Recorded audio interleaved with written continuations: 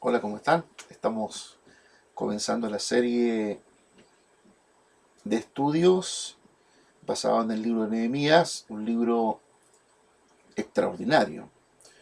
Yo siempre digo, los pastores tenemos que considerar el libro de Nehemías todos los años, especialmente cuando estamos desarrollando proyectos, trabajos que queremos llevar a cabo, sobre todo proyectos de construcción u otros, también proyectos de misión, de evangelismo. Nehemías es un libro que nos orienta, nos ayuda y nos aconseja cómo poder trabajar sobre la base de prioridades, principios, pero también cómo un líder debe llevar una obra espiritual a través de la vida de oración.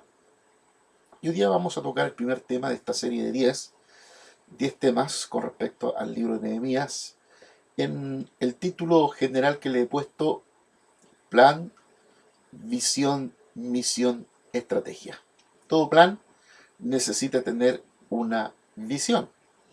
Y visión la hemos definido como la imagen clara que tenemos de lo que Dios espera que hagamos.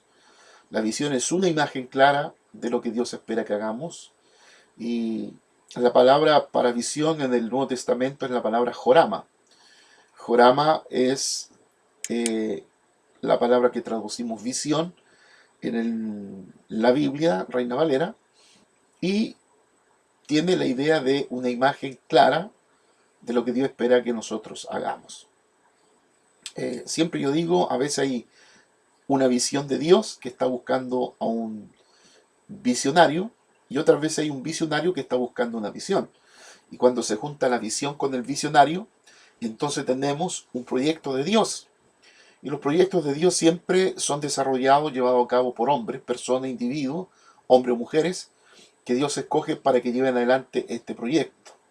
Recordémonos del contexto histórico de Nehemías, es el copero del rey, el rey es Artajerjes I, en el periodo de cautividad de Babilonia, ya Jerusalén, nos dice el texto bíblico, Nehemías se ha enterado que Jerusalén está destruida, los muros en forma especial y las puertas están destruidas, por lo tanto, en ese contexto, en la época, un pueblo, una ciudad sin muros de protección, sin puertas, significaba que estaba a expensa del ataque de los enemigos y de la destrucción. Y la condición en que estaba el pueblo de Israel en la época, por el informe que recibe de Ananí, su hermano, o un judío conocido de Nehemías, es que la gente estaba en gran afrenta, o sea, había una tremenda necesidad, había hambre, se estaba pasando hambre, y esto provocó en Nehemías una reacción que debería provocar en todos nosotros. El conocer la realidad del entorno en que nos movemos debería producir un efecto en nosotros, el conocimiento de esa necesidad de los hermanos, los amigos o de la gente cercana. Y dice la escritura que Nehemías se sentó, lloró por la situación, pero luego tomó una acción. Luego dice que comenzó a orar y a ayunar por esa situación de cómo poder ayudar, colaborar en el proceso de la reconstrucción de muros y de las puertas de la ciudad amada, de la ciudad de sus padres. Hoy día vamos a tocar el primer estudio, que es el líder sea diligente en la solución de los problemas. Todos los líderes, de alguna manera, estamos elegidos para solucionar problemas, especialmente en el área de la iglesia, en el área eclesiológica. Los pastores, siempre la gente viene a nosotros con problemas y espera que nosotros le ayudemos en la solución de ellos, dándoles ideas, poniendo una visión más objetiva de la situación, porque a veces la persona que está en el problema lo ve infranqueable, difícil de superarlo, pero los que estamos fuera del problema podemos tener una visión más objetiva de la situación y poder orientar a esa persona o las personas que nos están consultando. Entonces nuestro tema, el líder tiene que ser dirigente en la solución de los problemas. Y para introducirnos diremos, algunas veces ha pasado pensado sobre las razones que conducen al líder a dar un paso adelante y hacerse paladín de una causa, queda, queda vida, queda vida a esa visión de tal manera que conduzca a la gente a vivir para cumplirla. La respuesta la encontramos en la vida de Nehemías. Cuando Nehemías escuchó el informe de su hermano sobre los muros de Jerusalén en ruinas, quedó angustiado. Después de llorar durante algunos días, sintió el impulso de orar y ayunar. Tenemos los versos de Nehemías 1, 5 al 6 y versos 12 y 11. En los tiempos de Nehemías, no mostrarse feliz delante del rey de Persia era una ofensa que podía castigarse con la muerte. Sin embargo, se sintió impulsado a hablarle al rey sobre el estado de Jerusalén. Ahora, ¿por qué? Porque sentía la carga de la ciudad y del pueblo de Jerusalén. Recordémonos, en el tiempo de Nehemías, Nehemías era el copero del rey. Y el copero del rey siempre tenía que estar con una actitud alegre, porque cuando el copero no estaba alegre, significaba que algo podía estar ocurriendo, o podría estar un complot, o tramando algo el copero, o siendo el copero parte de un complot. Y evidentemente que el rey, al verlo en esa condición de tristeza, de pena, de quebranto del corazón, le dice, se preocupó. ¿Qué pasa con Nehemías? Nehemías tenía un estatus, una posición significativa, de privilegio. Podríamos decir que si no era el primer ministro, muy cercano a esa posición estaba, pues estaba todos los días frente al rey, era el que probaba el vino, el que probaba la comida, para que si ésta estuviera envenenada, el rey no muriera, sino que fuera el copero el que muriera primero. Así que cuando Nehemías o el copero estaba en una condición no de alegría, el rey por supuesto sospechaba. Y esto provocó en el rey consultar a Nehemías qué pasaba, por qué estaba en esa condición, por qué estaba con quebranto de espíritu. Pues él le miró el rostro, dijo, ¿no es esto quebranto de espíritu? Y luego Nehemías aprovechó esa instancia, ese momento, para expresar al rey lo que estaba aconteciendo y por qué estaba su tristeza. Eh, no nos olvidemos que en los tiempos de Nehemías, eh, el rey tenía poderes plenipotenciarios, podía haberlo matado en forma inmediata sin consultar cuál era el problema o la pena que tenía. Recordemos la historia de Esther, cuando entra a los aposentos, o entra donde estaba Asuero, el rey, y no se podía llegar y entrar.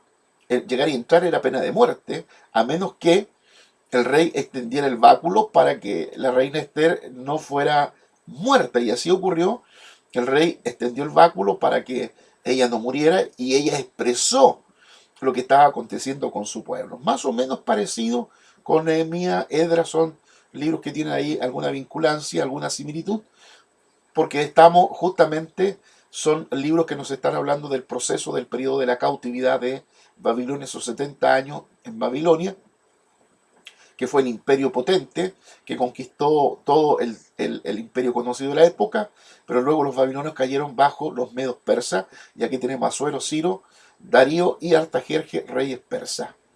Así que de repente hay que arriesgar, ¿no? De repente los líderes tenemos que arriesgarnos, eh, cuando no lo tenemos todo claro, pero arriesgar. Pero ¿cuándo arriesgamos?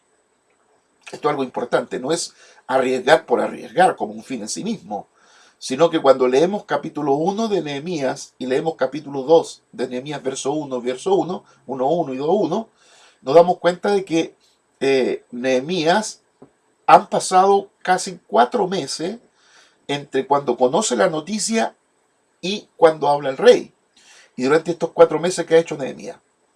Ha orado, ha ayunado profundamente delante de Dios. ¿Y cuál fue la petición de Nehemías? Encontrar gracia delante del rey. Si encontraba gracia, el rey le concedía esa gracia, iba a poder escucharlo de lo que estaba aconteciendo, o de lo que el rey Nehemías esperaba que el rey accionara. Y así ocurrió. Nehemías no murió por causa de la situación, sino que el rey Dios había operado por la oración. Y recordémonos siempre, los líderes, la oración es fundamental. Un líder debe vivir en oración, debe estar arrodillado permanentemente delante de Dios para poner el plan, la misión, la estrategia, delante del Señor y estar pidiendo siempre la ayuda, la orientación, el consejo de Dios, de su Espíritu Santo, que nos va guiando en el proyecto que estamos llevando a cabo o que queremos concretar, la meta que queremos alcanzar. Por eso Nehemías arriesga hasta perder esa posición de confort. Recuérdense que a veces llegamos a posiciones de confort, de statu quo, y ya no nos interesan los demás. Queremos llegar a esa posición y no queremos perderla y hacemos todo lo posible por quedarnos ahí, olvidando de que cuando guardamos la vida para nosotros la perdemos, pero cuando la arriesgamos por el Evangelio del Señor, entonces la guardamos. Y Nehemías, evidentemente, después de 4 meses de orar y de ayunar profundamente, tenía el coraje, el valor de plantear al rey la situación por la cual su pueblo estaba pasando, estaba aconteciendo, que el pueblo estaba a expensas de los enemigos por causa de que muros y puertas no estaban construidos. Por lo tanto, Nehemías no descubrió su propósito hasta que confrontó un problema. Así ocurre con la mayoría de los líderes piadosos. No tienen que andar buscando algo que capture sus corazones. El llamado viene como resultado de aprovechar obedientemente una oportunidad que está a la mano. La carga precede a su visión para el liderazgo. Cuando los líderes tienen una carga, antes de recibir la visión, hay muchos efectos positivos. Recordemos que a veces la circunstancia, porque cuando definimos visión, es la imagen clara de lo que Dios espera que nosotros hagamos, pero también la visión tiene que ver con aquello que Dios está viendo. Lo que Dios está viendo abre los ojos de alguien para que vea lo mismo que Dios está viendo, y es una visión también. Estamos viendo lo que Dios está viendo. Dios está viendo la ciudad con una necesidad, Dios está viendo un sector que necesita ser evangelizado, un país que necesita ser misionado, etc. Y lo que Dios está viendo abre los ojos de alguien para que lo vea, y eso se constituye una visión. Y es lo que ocurrió con Nehemías. Dios ha abierto los ojos de Nehemías para que vea la necesidad que hay en el pueblo de Israel y él procure ayudar, aún teniendo esa posición de confort, de autoridad, pueda servir esa posición para el reino de Dios. Así que todas las posiciones que nosotros alcancemos, los lugares donde estemos, los recursos que tengamos, debemos entender lo que son la mano de Dios abierta para nosotros, dándonos la gracia para que aquello termine bendiciendo el reino de Dios y no sea prosperar un fin en sí mismo, en acumular riqueza, en acumular propiedad, en acumular cosas, sin que el reino de Dios sea prosperado y bendecido. Por lo tanto, el capítulo 1, verso 4 al 11, nos revelan 4 factores muy significativos que se verifican en la vida de los líderes espiritualmente competentes. Están enumerados tal como ocurrieron en la experiencia de Nehemías. Estaba muy afligido por la condición de Jerusalén, pero no se mantuvo así, porque después de su pena inicial, volcó su corazón a Dios y buscó la forma de mejorar la situación. Recurrió a todo su conocimiento, experiencia y organización para determinar qué se debía hacer. Así que los líderes arriesgamos siempre. De hecho, liderar es un riesgo. Es como definen algunos la fe. La fe es arriesgar. Porque saber todo lo teórico, pero nunca accionar, no tiene ninguna gracia. Así que los líderes siempre estamos arriesgando, pero no arriesgamos por arriesgar. No olvidemos, Nehemías ha permanecido orando y ayunando durante 4 meses. Estamos hablando de 120 días de oración, de búsqueda, pidiendo al Señor la gracia, pidiendo al Señor la ayuda para llevar adelante este proyecto que el mismo Señor ha puesto en su corazón. Primero, reconocer las necesidades de mi entorno. De repente hay gente en la iglesia que dice, yo no sé qué hacer en la iglesia. No me siento cómodo en la iglesia porque no sé qué hacer. La verdad las cosas que a veces uno no sabe qué hacer porque no está abriendo los ojos. Y ni siquiera estoy hablando de los ojos espirituales, de los ojos humanos, del sentido común. Porque cuando nosotros comenzamos a mirar nuestro entorno, a veces nos damos cuenta que en el mismo entorno ya hay algo que hacer. Si pensamos solo en un plan de evangelismo, en un plan misional, de cualquier miembro de la iglesia puede comenzar su ministerio público evangelizando su sector, evangelizando sus vecinos, evangelizando su familia, Y si no quiere evangelizar su sector, bueno, vaya a un sector cercano, delimite el sector, 10, 15, 20, 30, 40 casas, a las cuales va a evangelizar con un panfleto, con un tratado, como llamamos nosotros, y va a dedicar un día por semana, por 6 meses o por un año a evangelizar el sector de esas 40 casas, de esas 100 casas, y como meta va a tener que 10 casas por lo menos alguien conozca al Señor. Un plan. Un plan que lo puede llevar a cabo cualquier miembro de la iglesia. A veces los miembros de la iglesia piensan que tienen que servir dentro del templo. Miran al servicio como algo templario, como algo que está superditado al dirigir un culto, predicar en un culto, enseñar un estudio bíblico, recibir a alguien en la puerta, servir en alguna actividad que la iglesia hace. Ese es el servicio menor. Servimos, como decía el apóstol Pablo en Romanos 1:9, servimos por causa de nuestro espíritu. Servimos para que nuestro espíritu se fortalezca, tenga el ánimo de Dios, tenga el poder y la gracia del Espíritu Santo. Entonces podemos llevar adelante un plan, un proyecto que signifique alcanzar a otros, si es un plan o un proyecto de evangelismo, misión, plantación de iglesia u otro. Lo podemos hacer, no tenemos ninguna dificultad y eso lo puede hacer cualquier hermano de la iglesia y por supuesto que si necesita la orientación la buscará en su líder o en su pastor. Pero hay que tener conciencia de reconocer la necesidad que hay en nuestro entorno. Nehemías estaba interesado en lo que sucedía a su alrededor, verso 4. Recuérdense que preguntó a aquellos que venían de Jerusalén, ¿y cómo está Jerusalén? ¿Cómo está la tierra de mis padres? Y el informe que recibió le dio un golpe, pero un golpe de esos que nos hace reaccionar, no un golpe que nos inhibe, que nos hace olvidar, todo lo contrario, nos hace reaccionar y tomar iniciativa con respecto a producir un cambio en alguna situación, en alguna persona o en algún sector. Nos acordamos del texto del libro de Daniel 11:32, la segunda parte. El pueblo que conoce a Dios se esforzará y actuará.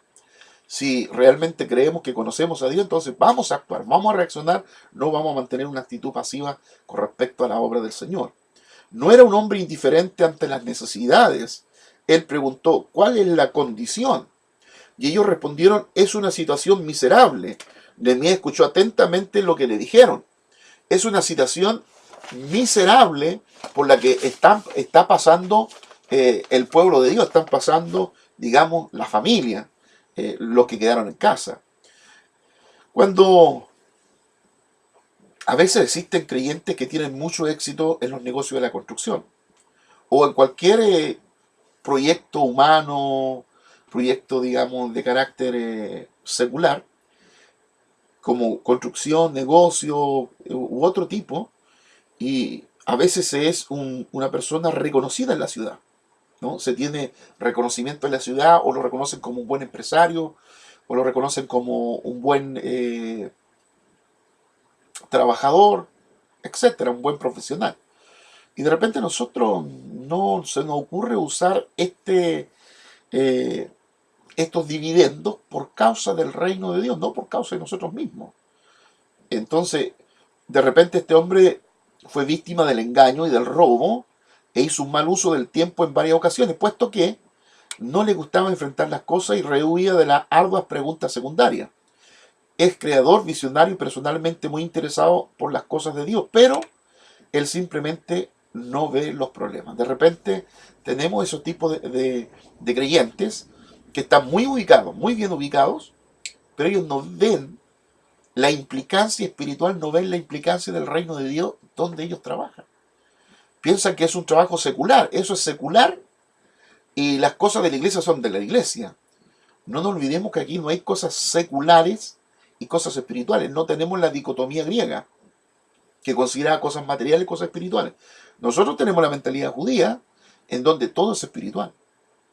El trabajo que yo estoy desarrollando, claro, lo estoy haciendo con mis capacidades intelectuales, de preparación, de una carrera universitaria u otro, y lo estoy haciendo físicamente.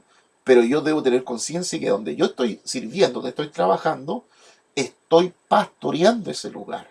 pastoreando el trabajo que estoy haciendo, pastoreando a los que están trabajando conmigo, y yo debo influir espiritualmente, debo influir de tal manera que estas personas tengan la posibilidad de escuchar el Evangelio del Señor Jesucristo a través de mi vida y mi testimonio.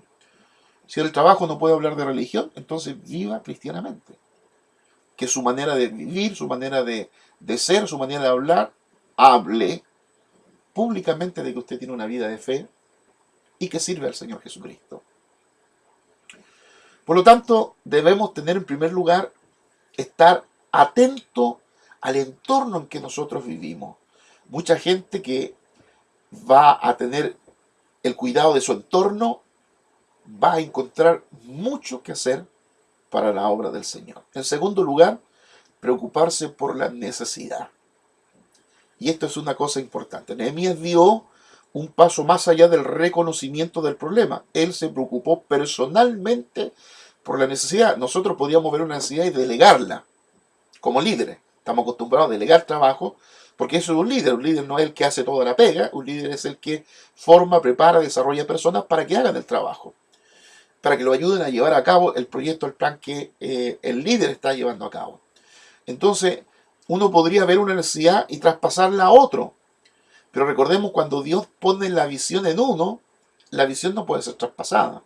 Sí pueden ser traspasadas actividades, podemos traspasar responsabilidad en otro, áreas de trabajo, pero la responsabilidad primaria, principal, está puesta en aquel que el Señor ha puesto la visión. Y esto Nehemías lo entendió muy, muy bien. Dio un paso más allá del reconocimiento del problema. Él se preocupó personalmente por la necesidad. No solo oyó los problemas y las necesidades por las que estaban atravesando su pueblo, también se identificó con los problemas y las necesidades. Y esto es vital. Nehemías fue llamado por Dios a construir el muro, pero él primero lloró sobre las ruinas. Los muros estaban caídos. Oh Dios, ¿cómo pueden estos muros seguir abajo y este pueblo vivir en constante inseguridad, soportando los asaltos, las burlas y los desprecios de sus vecinos? Esto caló profundo, caló hondo en Nehemías. Cómo el pueblo estaba a expensa de los enemigos, y enemigos sí que tenían varios. Ahí el texto bíblico, capítulo 1, 2, y prácticamente todo el libro nos habla de los enemigos, Sanballat, Herodita, que eran permanentemente el aguijón que estaba pinchando siempre al pueblo judío en esa condición. Entonces, Nehemías, al ver la necesidad, está dispuesto a hacer algo por aquella. Y la necesidad que usted está viendo como líder, ¿está dispuesto a hacer algo por ella? ¿O simplemente vamos a contemplar los problemas y las necesidades, pero no vamos a intervenir? No vamos a hacer nada. Tenemos que ser activos, proactivos. Hacer algo por aquella necesidad, especialmente por aquellas que Dios nos está mostrando. ¿Por qué iba Nehemías a preguntar acerca de un remanente que vivía a cientos de kilómetros de distancia? Después de todo, él era copero del rey y disfrutaba de comodidad y seguridad en su propia vida. No era culpa suya que sus antepasados hubieran pecado contra Dios y fueran los causantes del juicio divino contra la ciudad de Jerusalén y el reino de Judá. Pero Nehemías se preocupó por Jerusalén y los judíos que vivían allí porque tenían un corazón que se interesaba por las personas. Así que, mire usted, la posición de Nehemías podía haber estado en el statu quo. Aquí estoy conforme, tengo lo que necesito, tengo un lugar de privilegio, ¿qué me importa a los demás? Es que ese ¿qué me importa a los demás? Es lo mismo que dijo Caín cuando mató a Abel. ¿Acaso soy guarda de mi hermano? Estamos puestos justamente para ver que la obra de Dios vaya adelante. Y aunque evidentemente situaciones que pueden tener los hermanos, los miembros de la iglesia, algunas situaciones que pueden atender y ayudar los pastores, consejeros o líderes, pueden velar por esos problemas, por esas situaciones que los hermanos tienen, que son a veces de simple solución. Pero cuando estamos hablando de proyectos de envergadura, cuando estamos hablando de un proyecto de Dios, de un proyecto de Dios que involucra personas, que involucra acciones, que involucra procesos, que involucra dar el primer paso y los últimos pasos hasta lograr el proyecto que Dios nos puso por encima. Eso significa que el líder principal no puede ceder responsabilidades. Puede ceder, sí, actividades, delegar para que se esté atento a diferentes situaciones, pero la principal de llevar adelante la cosa, de llevar adelante el proyecto, es tarea del líder que Dios ha llamado. Por eso Nehemías no delegó en otro. Dios le abrió los ojos, vio la necesidad y él quiso llevar adelante ese proyecto. Así que hay que preocuparse por las necesidades. Tercero, acudir a Dios con el problema. Dijimos en primer lugar, hay que estar pendiente del entorno. 2, ver las necesidades. Y 3, acudir a Dios con el problema. A veces cuando queremos hacer las cuestiones a nuestra manera, a nuestra forma, confiando en nuestra capacidad o confiando en nuestra capacitación intelectual que hemos logrado, de repente fallamos. Porque si vamos a ver el trabajo de Dios, el tema del trabajo de Dios en el reino de Dios es un tema espiritual. Trabajamos con el Espíritu, trabajamos con nuestro espíritu involucrado, trabajamos con el Espíritu Santo, con las Escrituras, con la palabra de Dios. Este no es un trabajo solamente secular, es un trabajo de Dios y hay que hacerlo a la manera de Dios. ¿Y qué hizo Nehemías? Verso 5. Oró. Te ruego, oh Jehová, Dios de los cielos, fuerte, grande y temible, grande y temible. Lo primero que hizo fue orar. Qué tremendo cuando nosotros los líderes es lo último que hacemos, es orar.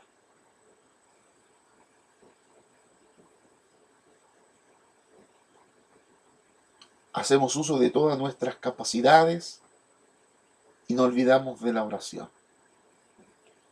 Nehemías primero oró, buscó a Dios, trajo el problema delante de Dios. ¿Y qué es la oración? Yo defino la oración como la intervención de Dios. Es que cuando oramos estamos pidiendo que Dios intervenga. E intervenga, ¿por qué? Porque sabemos que nosotros no podemos solos.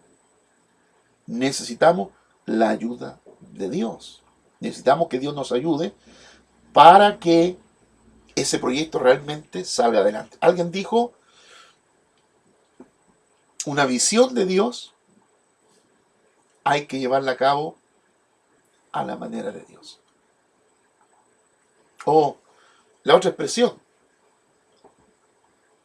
a la obra de Dios no le faltan los recursos cuando se hace a la manera de Dios. Entonces estamos en el plano espiritual. Recuérdense, Nehemías oró 4 meses. Ayunó y oró 4 meses para presentarse ante el rey que le podía costar la vida o el puesto. Arriesgó todo, pero arriesgó en la oración primero. Delante primero del Rey de Reyes y Señor de Señores. No delante solamente de Artajerjes, sino delante del Rey y Señor de Señores. ¿Y qué hizo Nehemías? Primero alabó a Dios, porque él sabía que no estaba acudiendo simplemente ante otro hombre, sino ante el Dios del cielo, el Dios dueño de la creación, dueño de todo, y Señor y Rey también de Artajerjes, el rey. Nehemías confesó los pecados del pueblo como suyos. Nehemías usó el pronombre y el verbo en primera persona, nosotros, y no en tercera persona, ellos. Se identificó con los pecados de una generación que él ni siquiera había conocido. Nehemías reclamó que Dios cumpliera su promesa. Basó su oración en la promesa dada por Dios a su pueblo, a Moisés. La primera parte de la promesa decía que si Israel desobedecía serían llevados a tierra extraña. Esto ya había ocurrido, se había cumplido, pero la segunda parte decía que cuando se haya cumplido el tiempo de la cautividad, Dios regresaría a los judíos a Jerusalén y los protegería. Esa era la parte que aún no se había cumplido, en la cual Nehemías estaba orando. Entonces Nehemías está diciendo, en otras palabras, Señor, la primera parte es verdad. Queremos ver la segunda parte, de tu protección y cómo tú libras a tu pueblo. Finalmente, Nehemías presentó su petición o deseo delante de Dios. Nehemías tenía mejor posición que nadie para hablar con el rey. Era el copero de confianza que garantizaba la seguridad y la calidad de la comida y la bebida del rey. Nehemías se preocupó y oró y se preparó mientras buscaba la oportunidad adecuada para hablarle al rey acerca del pueblo de Dios. Y en cuarto lugar, como principio, mostrar fidelidad en medio de la tarea. Esa fidelidad se manifiesta porque el líder está disponible y se incluye personalmente en la solución de las necesidades. No hay mucho beneficio en el liderazgo cuando se encomienda la responsabilidad a otros. Nehemías planeó ir como voluntario a Jerusalén para supervisar la reconstrucción de los muros. No oró pidiendo a Dios que enviara a otro, ni tampoco argumentó que estaba incapacitado para tal tarea, sino que la oración era que él sería parte de la solución de aquel desafío de la construcción o reconstrucción de los muros.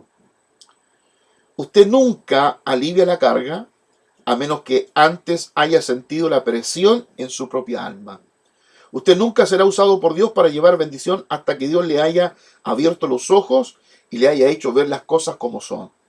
No hay mejor preparación que esa para el servicio cristiano. Cuando Nehemías se presentó ante Dios en oración, alabó al Padre, confesó su parte del pecado y reclamó que Dios cumpliera la promesa que él había dado.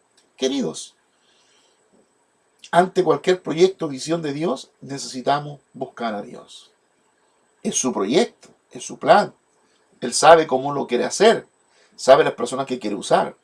Así que no nos desanimemos cuando en este proyecto a veces las personas comienzan a ceder. Nosotros no cedamos. Si estamos convencidos que es un proyecto de Dios, Dios lo ha dicho, Dios lo ha dado, Dios nos dará los recursos, nos dará la estrategia, cómo hacerlo y pondrá la gente adecuada que nos ayude a desarrollar ese plan que es para la gloria del Señor. Dios los bendiga, nos veremos en la segunda.